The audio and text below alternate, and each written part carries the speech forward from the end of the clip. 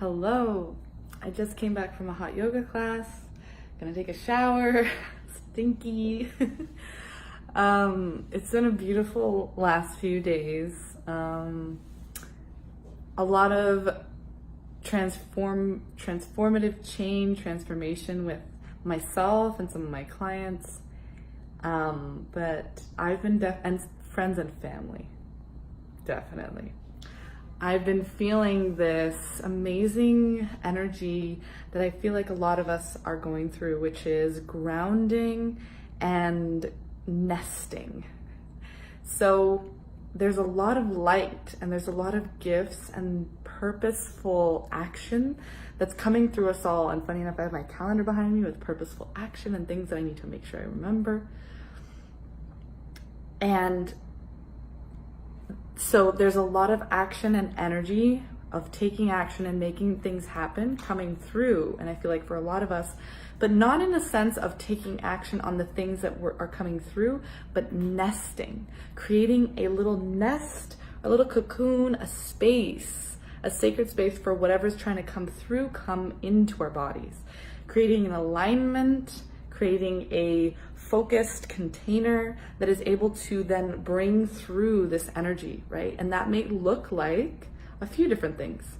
For me, that's been looking like my food. I've been talking a lot about food lately because it's been a big topic for me, that I've been eating raw vegan primarily, but I eat from time to time some cooked food. And that's not necessarily gonna stop. Like I may have some cooked food here and there, maybe this week, possibly, but my weekly meal plan, and which I just printed at the library right now.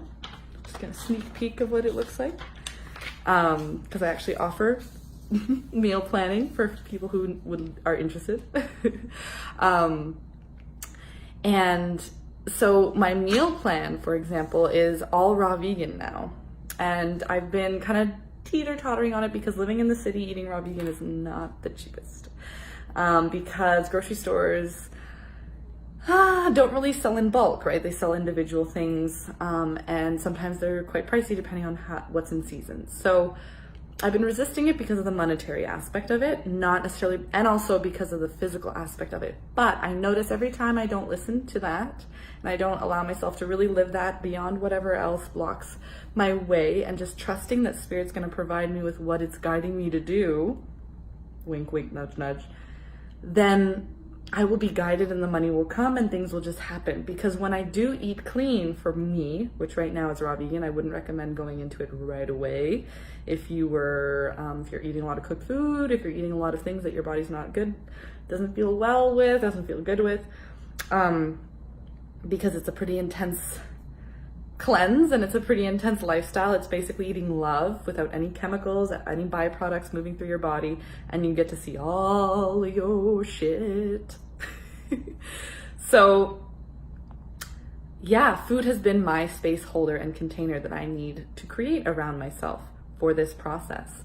Everything else is pretty good. You know, exercising more regularly for me is not too big of an issue. Just being more consistent with it is definitely the thing, and sweating enough. And then also, so exercise can be one of those things. Food is definitely one of those things.